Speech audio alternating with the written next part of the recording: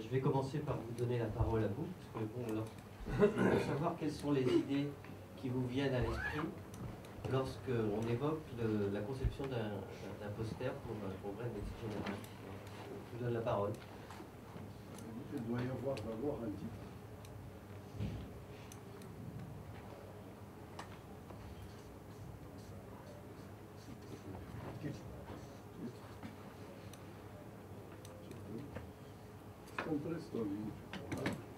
Chacun dit ce qu'il veut. Oui, bien sûr. Les premières idées qui vous viennent à l'esprit. Oui, bonjour tout le monde. Sur un poster pour préparer un congrès, doit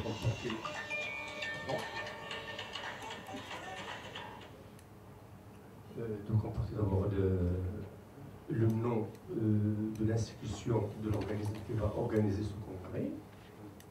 L'organisateur. Ensuite, le lieu du congrès, la date,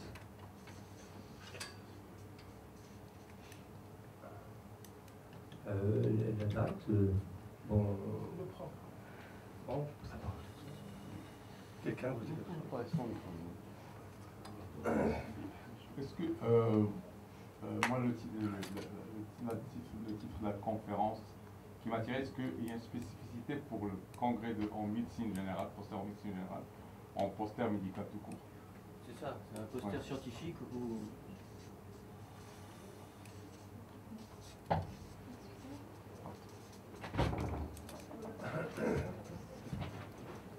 La quid de l'AMG. C'est ça. Qu'est-ce qu'il y a de spécifique? Aussi, je pense, le format. Est-ce que ça va Le format.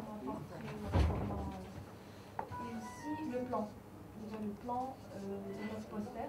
Je pense que ça sera le plan IMRAD, comme une thèse. Je pense qu'il faut penser au plan. La place de l'iconographie, je dirais. L'iconographie.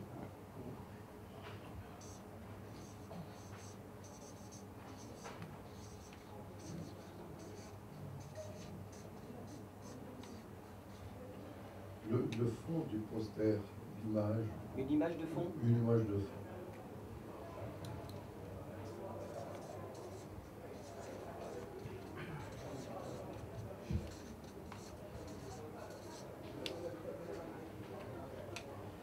Le programme, si vous voulez détailler, avec leur modérateur.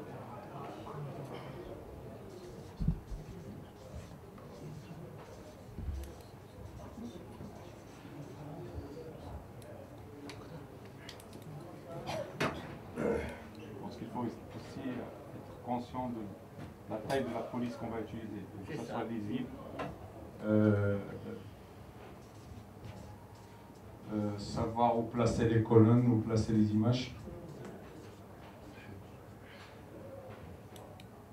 Donc la place de l'iconographie. Ouais.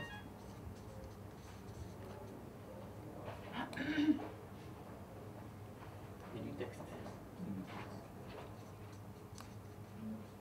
C'est surtout la forme du texte, c'est-à-dire le nombre du mot. Le nombre de mots. Oui, c'est ça. Voilà. La quantité de texte. Et les pages aussi. Un poster.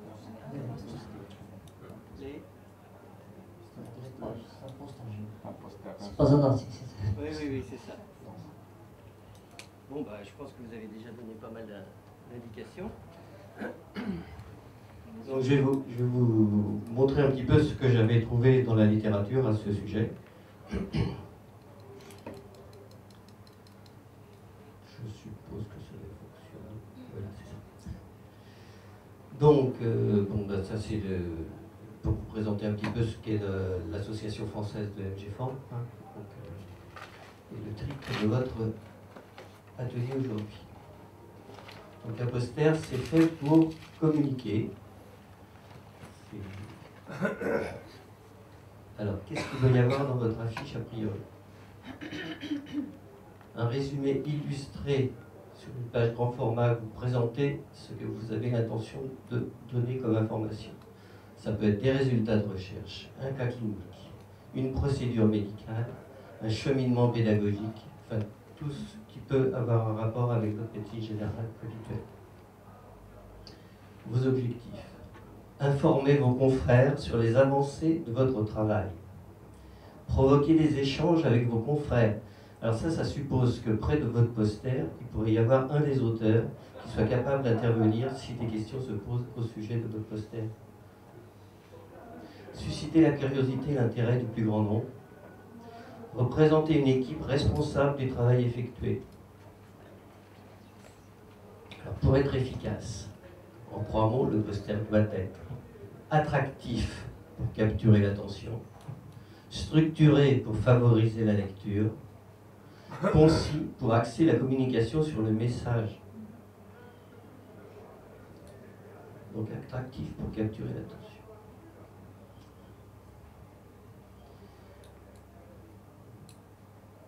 Un lecteur restera entre 30 secondes et 5 minutes devant votre poster. Donc c'est assez rapide.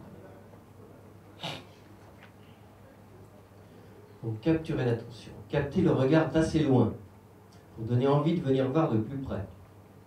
Susciter l'intérêt scientifique, être bien composé, être agréable à regarder, être facile à lire et encourager la discussion. Donc on revient sur la nécessité qu'il y ait un des auteurs pas loin du poster pour pouvoir intervenir. Axer la communication sur le message. Proscrire les détails inutiles. Ce n'est pas un article, comme vous l'aviez soulevé tout à l'heure. Il y a toujours trop de texte sur une affiche. Privilégier les figures. Éviter les tableaux de chiffres fastidieux. Se restreindre à des phrases courtes. Et adopter un format orienté.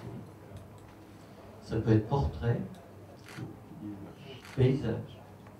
Pour savoir ce que vous utiliserez, il faut se renseigner au préalable auprès des organisateurs pour connaître le format des panneaux et le système de fixation. Valoriser le message principal. Donc, comme je vous le disais, texte réduit au minimum. Vous mettez donc votre introduction qui peut être votre objectif, le matériel ou les méthodes utilisées. C'est là que vous utiliserez vos illustrations, figures, schémas, photos. Le message, résultat ou ligne de force, et la conclusion bien visible. Alors, être lisible pour être lu.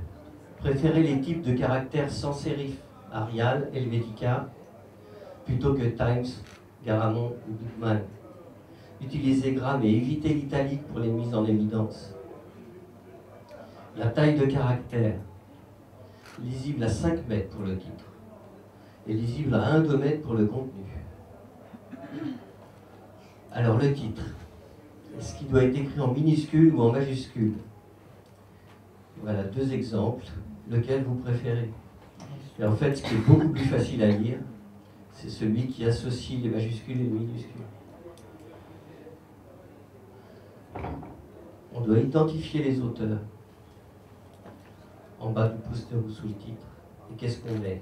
Le nom et prénom des auteurs, leur lieu d'exercice avec éventuellement un logo, si possible ajouter une photo, une adresse de courriel. Dernière recommandation, les plages blanches sont importantes. L'idéal, c'est de réserver 30% au texte, 40% aux illustrations et 30% de vide. 2 extrêmes à éviter. La belle affiche où l'information manque, l'information abondante et illisible. 2 couleurs sont contrastées si elles sont opposées sur la ligne chromatique. Évitez d'utiliser le vert et le rouge côte à côte. 10% de la population ne différencie pas ces couleurs. Alors, voici un exemple de poster. Majuscule à éviter pour le titre. Il y a un logo, ça c'est correct. Et les couleurs, vous voyez, elles sont pas suffisamment contrastées, c'est illisible. Autre exemple, vous parliez d'une photo de fond de poster. Clarté et lisibilité. L'utilisation de fonds rend le poster illisible. Alors vous retrouverez ces informations sur ces... De toute façon, ce ce diaporama sera mis à votre disposition, hein, je vous le laisse, il n'y a pas de souci. Et votre poster peut tout à fait prendre la forme d'une carte touristique, qui a de gros avantages. Je vous remercie. S'il vous plaît, l'avant-dernier poster pour le La diapo. Non, C'est celle-là que vous vouliez? Non, là. là où il y a la liste des... Voilà. Ah oui, pardon. Mais je vous dis que vous pourrez récupérer le diaporama à disposition. Merci beaucoup, docteur Dominique, pour donc cet exposé clair et concis. Donc nous allons passer aux questions. Donc si vous avez des questions donc à poser concernant cet exposé. Oui. Merci. Merci pour tous ces éclaircissements. Professeur Msel Mariam, je suis généticienne et responsable de la rédaction de la revue de médecine générale et de famille.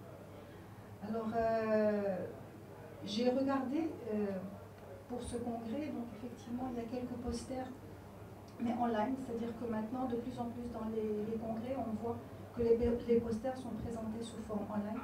Donc, en fait, on est devant un ordinateur, c'est ce qu'il y a au hall. Je ne sais pas si vous avez déjà jeté un coup d'œil. Et c'est une proposition que je fais. Au fait, ça serait un très bon exercice pour voir les différents posters et puis pour voir quelles sont les erreurs juste par rapport aux différentes informations. Les argumenter, vous voulez dire? Voilà, c'est ça. Parce que moi, j'ai jeté un coup d'œil et puis bon, il y avait quelques lacunes justement par rapport à la présentation. Donc des fois, on ne voyait pas les noms des auteurs, ni l'institution, on ne voyait pas de conclusion, on ne voyait pas de référence. Alors les références, c'est un paragraphe qui est très important pour qu'on sache quand même que c'est un travail qui a été documenté. Et puis voilà, donc l'IMRAD, j'insiste beaucoup sur la forme IMRAD. Donc IMRAD, pour ceux qui ne connaissent pas, c'est I pour introduction, M pour matériel et méthode, R pour résultat, INT, le A et discussion. Donc là, résultats et discussion, en fait, des fois, on met les résultats dans un paragraphe et la discussion dans un autre paragraphe, mais aussi souvent, ce qu'on peut faire, c'est résultats et discussion, et donc on donne les résultats en même temps, on discute. Donc c'est vrai que cette présentation en live, là, pendant ce mois, j'ai assisté à plusieurs congrès, et vraiment c'est ce qu'on voit. On voit très rarement, en tout cas, de moins en moins, les affiches, c'est très contraignant en fait, parce qu'il faut connaître le format, il faut savoir, comme vous l'avez bien dit, comment est-ce qu'il va être affiché, etc. Et là, c'est une projection qu'on voit sur ordinateur, et c'est assez pratique comme façon de faire. Voilà, donc je voulais insister sur ça. Je peux intervenir. Bon, je suis professeur Chaïb Ali, je suis professeur de cardiologie à Rabat. Je profite de notre présence tous pour animer un peu ce sujet. Effectivement, comme a dit ma collègue, on est souvent sollicité pour donner des conseils sur comment procéder au poster. Et pour revenir déjà à la forme, je ne sais pas votre avis, mais nous on conseille aux gens, pour faire un poster, ce n'est pas un article, c'est, comme vous l'avez dit, vous exposez un travail. Donc souvent, on essaye d'éviter le paragraphe discussion. On expose nos résultats, analyse résultats, et on ne prétend pas discuter des résultats d'un poster qui est souvent sur une affiche. Donc, on leur conseille de ne pas faire de discussion. La bibliographie, il ne faut pas l'oublier non plus, sauf que ça ne doit pas être trop long. On dit souvent aux gens de ne pas dépasser 4 à 5 références bibliographiques. Je reviens à cette nouvelle forme d'afficher les posters, effectivement, ce que nous avons ce qu'on appelle le e-poster. Effectivement, c'est devenu une mode depuis 4 à 5 ans parce qu'on l'a copié de l'Europe. Sauf qu'en Europe, ils exposent sur des écrans grands. Et c'est là où les organisateurs doivent faire attention, les gens de l'événementiel doivent faire attention. C'est vrai, les résidents, les internes, les gens proposent des posters de façon classique, soit en paysage, soit en portrait, mais le transformer sur l'écran 16:9 aux 3/4, les déforme. Il y avait deux choses. Bon, c'est venu avec cette mode écologique, il ne faut pas trop imprimer sur le papier. C'est une très belle initiative. Ça permet aussi d'être équitable pour les gens qui ont des posters. Par exemple, si on a 20 candidats, on programme la machine à ce que ça soit exposé chaque 5 minutes. Et là, c'est au moins, ça devient équitable comme ça peut être un jeu de loterie. Il se peut que le monsieur qui est intéressé vienne, il ne va pas attendre 100 minutes pour revoir le poster pour lequel il est venu. Et on avait proposé pour certains congrès d'utiliser un projecteur comme ça et de l'exposer aussi sur le mur au lieu de la télé, parce que la télé, ça ne rend pas les choses visibles, sauf si on utilise des télés de bonne qualité. Donc, exiger quand vous organisez des congrès que l'événementiel assure un plan comme ça. Et comme l'a dit le docteur, il faut vraiment que l'iconographie soit, parce que c'est un poster, c'est une image, il faut que l'iconographie soit présente et attirante. Bon, c'est ce que j'avais dit. Concernant l'attraction, le fond de l'image, il joue un rôle attractif. Mais est-ce qu'il y a des critères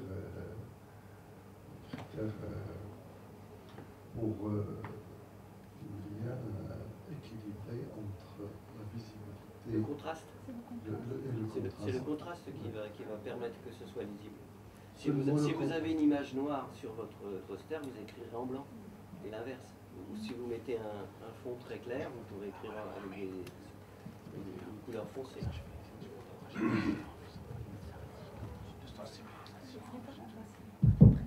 Ça va, merci. S'il vous plaît, est-ce qu'il y a pour préparer un dépliant concernant un événement scientifique, est-ce qu'il y a une différence entre poster, ou plutôt les particularités d'un dépliant pour donner les informations nécessaires concernant un programme, un événement scientifique? Le dépliant, oui. Ah bah c'est tout à fait autre chose. Sur le dépliant, vous allez effectivement pouvoir donner des informations beaucoup plus précises, puisque les gens le gardent avec eux, ils l'ont sous les yeux, ils le consultent. Ce n'est pas du tout le même objectif. Pourquoi je pose la question? Ah oui, oui, ça n'a rien à voir. Je veux dire, sur le dépliant, vous pouvez mettre absolument toutes les informations. Vous avez même intérêt à ce que le dépliant contienne toutes les informations, y compris des adresses pour que les gens puissent aller chercher des... Comment? En évitant le séchage, en évitant toute l'information. Ah non, non, là sur le dépliant, vous pouvez au contraire donner le plus d'informations possible. Ça n'a plus rien à voir, c'est plus une affiche séductrice. C'est au contraire une mine d'informations sur lesquelles les gens vont revenir chercher les informations qui leur manquent. Est-ce que, je reviens à la question du contraste, le fond de l'image, donc s'il y a une image d'un paysage par exemple, donc il y a un changement de couleur, est-ce qu'on a le droit de changer le contraste du texte avec le changement du paysage? Bah, vous pouvez le faire, mais il faut que ça reste attractif et lisible. En fait, c'est une question de bon sens. Vous regardez votre affiche, si vous arrivez à lire toutes les lettres correctement, c'est bon, sinon...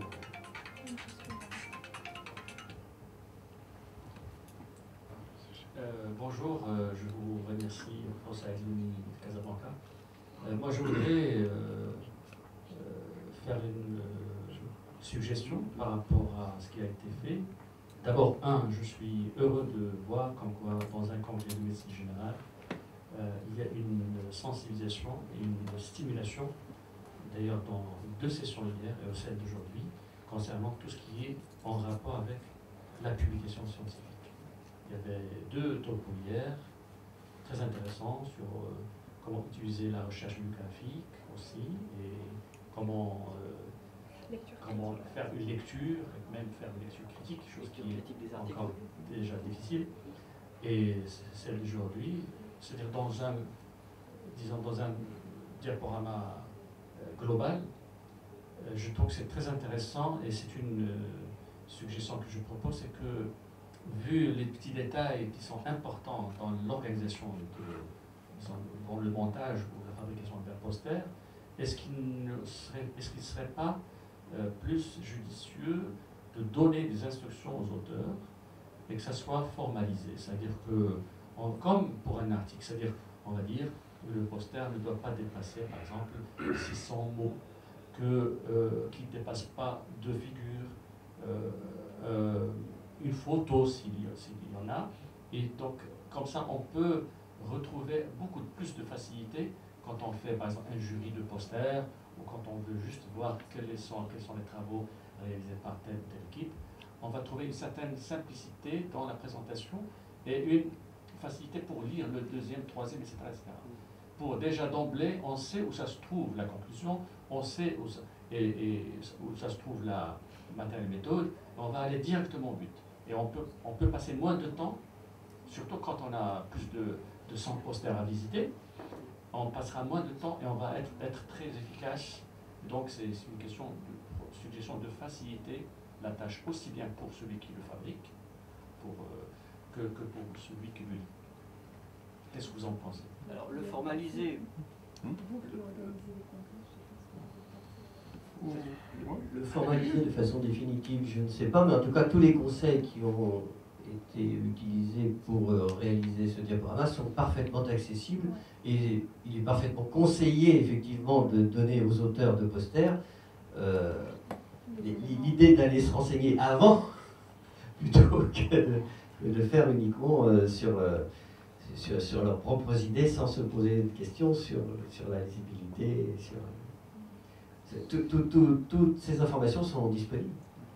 C'est sûr que, comme l'a dit le professeur Adlouni, quand on est dans un comité d'organisation, on envoie les instructions aux candidats. On leur dit voilà, ça sera en paysage ou en portrait. On ne va pas voir dans un même congrès un qui expose en portrait, un autre en paysage. Ça ne fait pas beau, et même les supports, on ne peut pas deviner qui va amener 30 posters en paysage, 30 donc on leur impose soit, et le plus classique maintenant, c'est plus le portrait que le paysage. Parfois même on leur impose, comme vous dites, la police, la nature de la police, on leur conseille la taille. Mais on ne limite jamais le nombre de mots. Ça dépend, oui. On le limite dans les résumés. Oui, oui, probablement, oui. Mais on se limite parce qu'on a un petit espace, quand on leur dit 110 sur 90 par exemple, on est sûr que pour que ça soit lisible, s'ils utilisent 42 par exemple de police, ça va être limité, ils ne vont pas utiliser. Effectivement, mais on oublie de leur dire de limiter le nombre de mots ou de lettres à utiliser dans... et parfois, par exemple, moi je suis à l'hôpital militaire, on impose, je dirais, oui c'est ça, on impose, on est des militaires donc on a le droit d'imposer, on leur impose de faire le logo de l'hôpital et le logo du service. Oui. Ouais. Je dis d'imposer parce qu'effectivement c'est encore une habitude que nous n'avons pas au Maroc, alors que partout on a l'université, l'hôpital et le service. Vous donnez la taille de l'affiche, vous oui. donnez la taille des caractères, vous leur dites de respecter l'idéal 30-40-30, ça va leur donner automatiquement le nombre de mots. Je voulais juste vous demander, en fait, quelles sont les occasions pour lesquelles on pourrait justement concevoir un poster? Des congrès, des journées scientifiques. On voudrait également savoir si, par exemple, en France, est-ce que nous, au Maroc, est-ce qu'on pourrait vous envoyer, par exemple, des posters? S'il y a un site où on pourrait voir, les prochains événements, en tant que médecine générale, si vous pouvez nous donner quelques questions. Est-ce qu'on aimerait bien? On peut répondre. Bon, au fait, c'est vrai que c'est une bonne question. On fait un poster, mais finalement, qui va, même s'il est attractif, si personne ne le voit, il restera dans les archives et dans les tiroirs. C'est clair de toutes les façons qu'on ne prépare un poster que pour une occasion. On ne va pas juste préparer un poster. Alors, effectivement, les posters, c'est pour les présenter dans des congrès, dans des journées, dans des tables rondes. Donc, en fait, ça dépend des organisateurs. Et il y a appel à soumission. Donc, appel à poster, appel à communication affichée. Donc, on parle de poster et de communication affichée, c'est pareil.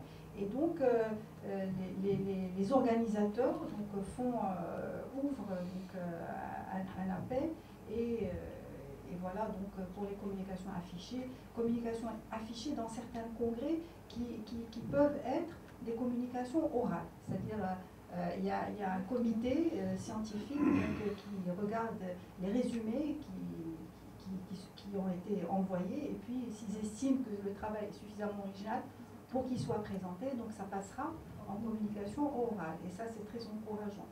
Alors maintenant, les congrès, où, quand et comment, donc c'est clair qu'en médecine générale, il suffit de taper, par exemple, si on ne connaît pas, si on n'a pas d'informations précises, il suffit de taper congrès médecine générale France, par exemple, et puis on va tomber sur les différents congrès.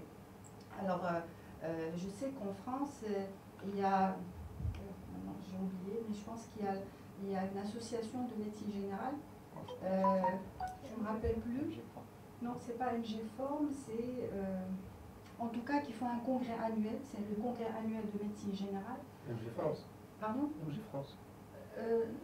Non, je pourrais regarder après. Oui, c'est pas forcément syndical. Hein. Effectivement, c'est pas syndical. Et ils font un très très beau congrès de médecine générale. Franchement. Il y a une société française de médecine voilà, générale très active, effectivement. qui regroupe plusieurs. Je pourrais vous donner les coordonnées par la suite. Et ils ont un congrès annuel. Et là, bien sûr, il y a des sessions de communication orale, de communication affichée, justement pour encourager les jeunes chercheurs et les moins jeunes aussi. Donc, alors après, moi je trouve que la présence d'un travail de médecin généraliste peut être aussi importante dans un congrès de spécialistes. Parce que, bon, vous êtes, enfin, les médecins généralistes sont polyvalents, ils touchent à toutes les spécialités, donc leur place est finalement dans tous les congrès. Après, c'est vrai que les généralistes, il y en a certains qui vont faire beaucoup de gynécologie, donc on voit les congrès de gynécologie ou cardiologie, etc. Donc moi je trouve que la place du médecin généraliste est partout, sincèrement, et c'est une très bonne chose. Donc si vous voulez plus d'informations, vous êtes déjà en cardiologie. Donc, parce que oui, effectivement, on a le site de la Société marocaine de cardiologie, où il y a l'adresse du secrétariat, vous pouvez le écrire, et chaque fois qu'on a un congrès, on fait l'annonce sur le site, avec le deadline pour proposer. Effectivement, on n'est pas limitatif. oui, on n'est pas limitatif.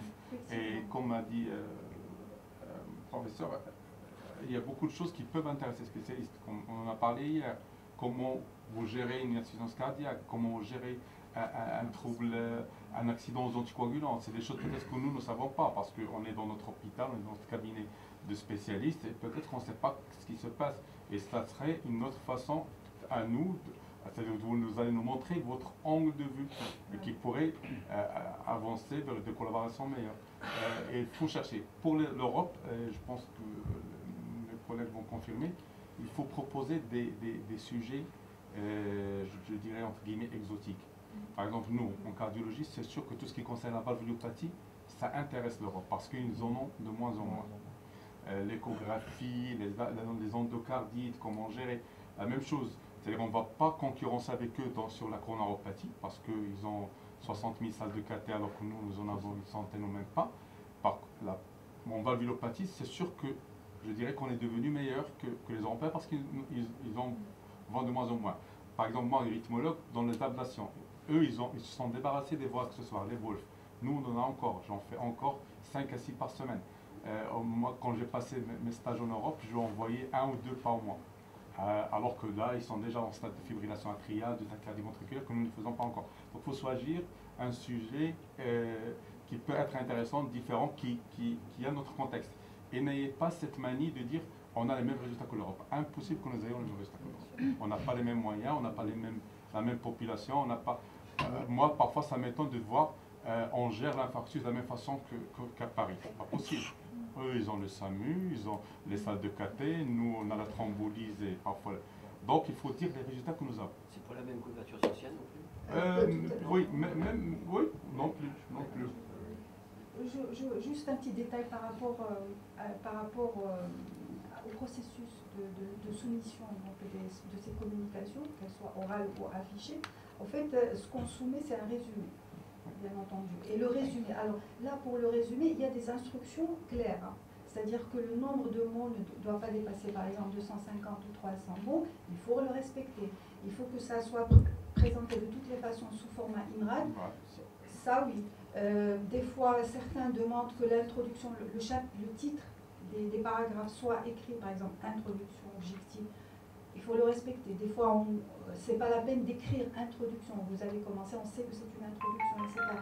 Donc là, moi j'insiste sur ce point parce que comme je suis responsable de rédaction d'une revue scientifique, enfin de plusieurs revues scientifiques, j'ai toujours ce problème. On a des instructions aux auteurs, par exemple pour un article, et là je profite vraiment de l'assistance pour dire ça. On a des instructions qui sont spécifiques à la revue et on les envoie aux auteurs qui veulent nous soumettre leurs travaux, donc des articles, et malheureusement ils ne respectent pas, je ne comprends pas pourquoi.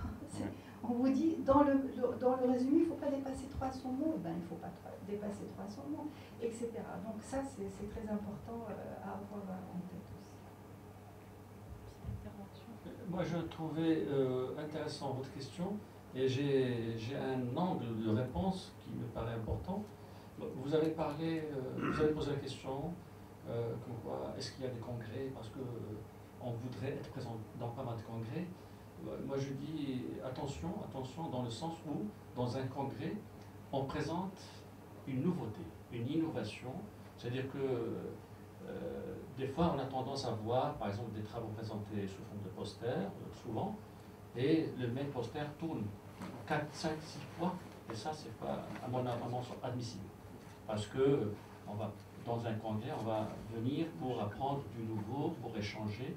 Donc par rapport, disons, à un travail, qu'il soit un travail de recherche ou de terrain, je pense que ça demande du temps pour faire un travail, n'est-ce pas? Donc je pense, si je prends une année, si déjà on a des résultats sur la longueur d'une année, c'est déjà très très bien. Donc je pense que si vous voulez présenter un poster, c'est-à-dire si on arrive à produire du résultat qu'on peut présenter, si on arrive à le faire une fois par an, c'est déjà très bien, à mon sens. Parce que cela veut dire qu'il faut du nouveau, recherche bibliographique, et c'est du travail, et ça demande du temps. Donc là, je pense qu'on a suffisamment de congrès au Maroc, de toute façon, en médecine, avec grand thème, dans toutes les spécialités. On peut présenter effectivement un résultat dans un congrès, et dans un autre congrès différent, même s'il s'agit de la même chose, mais que ça ne se répète pas souvent. Je pense que c'est important, ça donne de la valeur aussi. Une petite dernière question sur le fond, enfin sur le contenu, bien sûr les abréviations, on évite. C'était juste pour préciser. Ça dépend, hein. Je ne sais pas, votre avis, par exemple, si vous n'avez pas de ligne, je reviens à mon sujet, la fibrillation atriale. Je pense que c'est plus pratique de dire la fibrillation atriale, entre parenthèses FA, et remettre FA. Je pense que c'est pas interdit, non? Je pense que c'est pas interdit. Mais du moment que c'est identifié. Oui, il faut l'identifier à la première fois, et après, si vous voyez que ça sert, si vous avez écrit la fibrillation atriale 2 fois, bon, on ne va pas faire une abréviation pour deux reprises. Et si ça va s'écrire 6, 7 fois, ça vous permettra de gagner un peu de temps. Alors, je voudrais juste insister pour la proposition que je vous ai faite. Allez jeter un coup d'œil sur les posters qu'il y a et essayer de trouver les erreurs. Ça serait un bon exercice. Ça serait un bon exercice. On ramasse les copies ce soir. Voilà. Merci. Merci beaucoup, Dr Dominique. Merci, c'était très intéressant. Ça a suscité beaucoup de discussions, vous l'avez remarqué. Donc, merci beaucoup. Merci à vous tous pour votre présence.